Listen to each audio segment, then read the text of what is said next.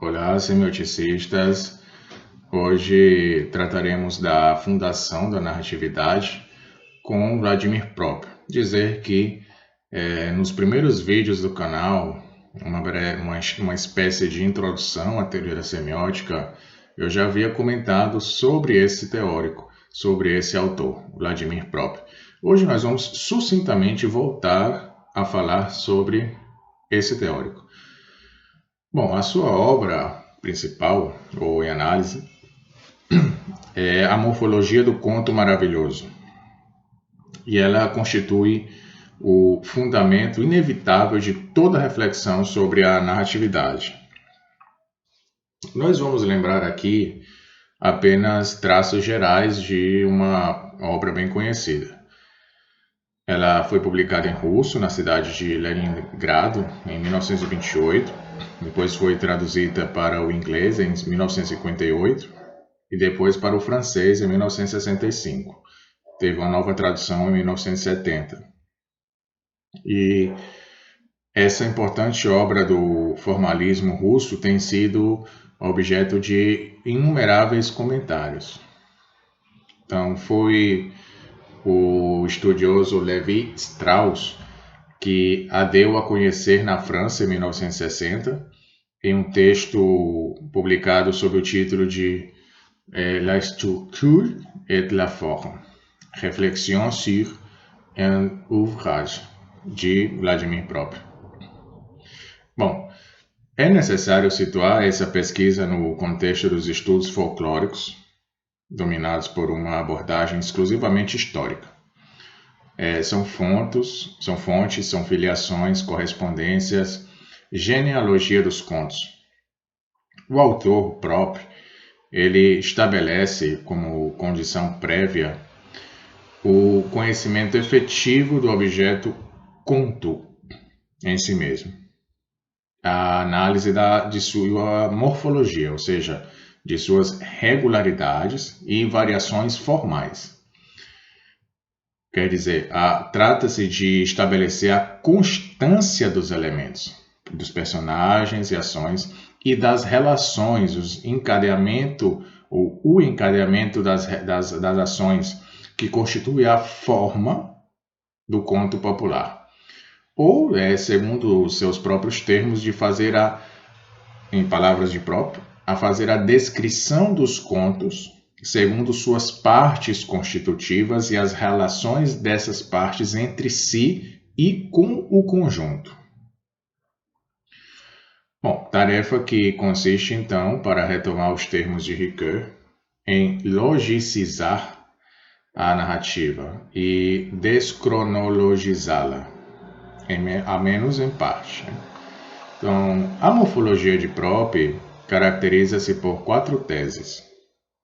São depreendidas da análise de uma centena de contos de fadas eslavos. Na verdade, os contos 50 a 151 da coletânea de um outro autor chamado Afanasiev. Então vejamos essas 4 teses de Prop. Bom, primeiro, a primeira tese diz que as unidades constitutivas do conto são as funções.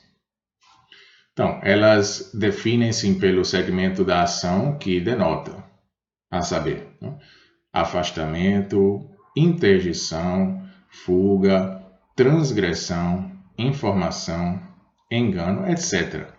E tais funções são idênticas em todos os contos.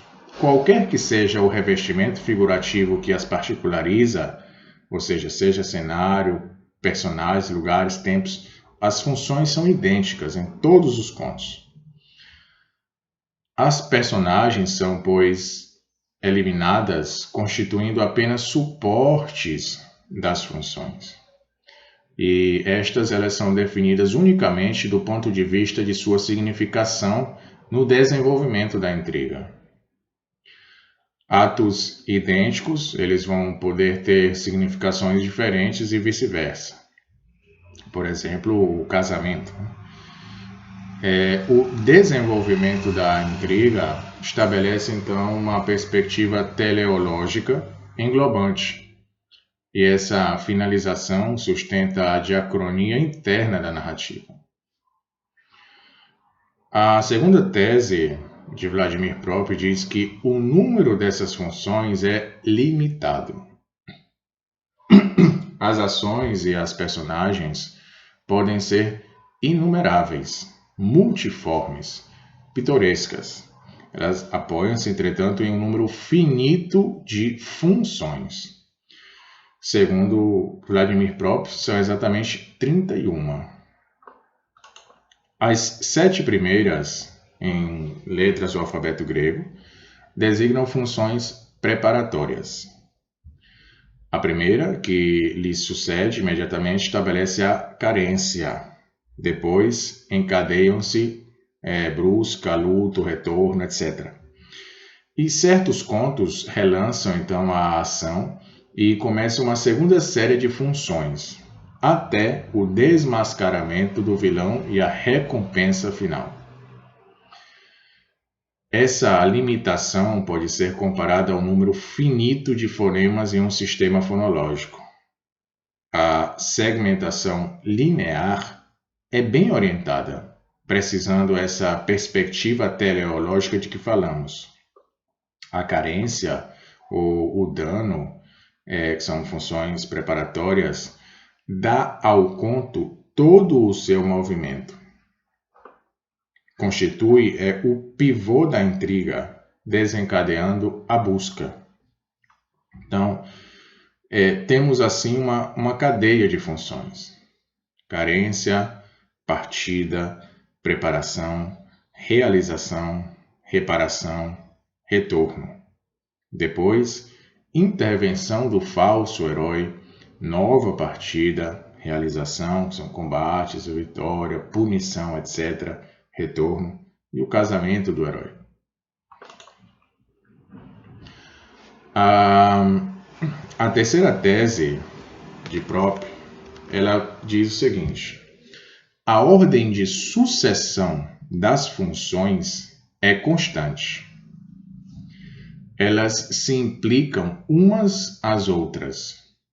Algumas podem ser reagrupadas por pares: proibição, violação, combate, vitória, etc., exibindo uma estrutura paradigmática. Outras encadeiam-se em sequências, como traição, pedido de socorro, decisão do herói, partida para a busca, formando blocos sintagmáticos concatenados, pré-moldados. Cada conto, tomado individualmente, atualiza, entretanto, apenas um número limitado de funções, sem que a ordem de sucessão seja modificada. A diferença formal entre os contos resulta da seleção operada por cada um no estoque das funções disponíveis. E o autor próprio supõe uma compatibilidade absoluta entre as funções. Levi-Strauss sugere, por sua vez, enfatizando as relações paradigmáticas, que uma tipologia ideal dos contos deveria, ao contrário, estar fundada sobre o que ele chamava de um sistema de incompatibilidades entre as funções. Por exemplo, se considerarmos 2 pares de funções que se encontram raramente no interior do mesmo conto, nós teríamos, primeiro, combate com o vilão, a vitória do herói. Segundo, a atribuição de uma tarefa difícil, sucesso. Nós podemos ver, logicamente, 4 classes diferentes de contos. Os que realizam o par 1, ou seja, combate com o vilão e a vitória do herói, e os que realizam o par 2, ou seja, a atribuição de uma tarefa difícil e o sucesso a essa tarefa. Teríamos outros 2 diferentes classes de contos: os que realizam a ambos os pares e os que não realizam nenhum nem outro. Então, nós obtemos assim as condições de uma classificação estrutural.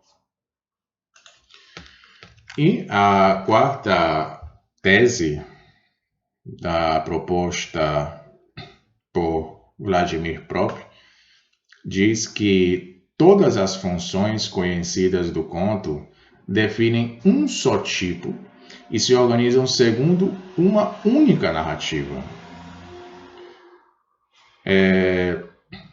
Diz ele que, encarados do ponto de vista da estrutura, todos os contos de fadas se reduzem a um único tipo. Cada conto é então uma variante da protoforma do conto, uma combinatória particular desse modelo.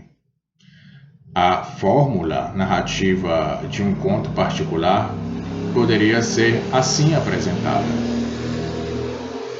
alfa, beta, A, B, C, I, H, K, I, W, que se lê da seguinte forma. Primeiro, um rei, pai de 3 filhas. Elas vão passear. Elas se demoram em um jardim onde são raptadas por um dragão e chamam por socorro. 3 heróis se apresentam. Sua busca, combate com o dragão, a vitória, libertação das princesas e a recompensa. Então, as personagens se definem pela distribuição das funções que lhes são atribuídas a que constitui sua esfera de ação. Existem, por consequência, em número limitado, ou seja, são eles, malfeitor, doador, auxiliar, personagem procurada, mandante, herói, falso herói, formam os 7 protagonistas do conto. A partir de uma redução dessa lista, Greymar ele estabelecerá o inventário dos actantes e dos papéis actanciais.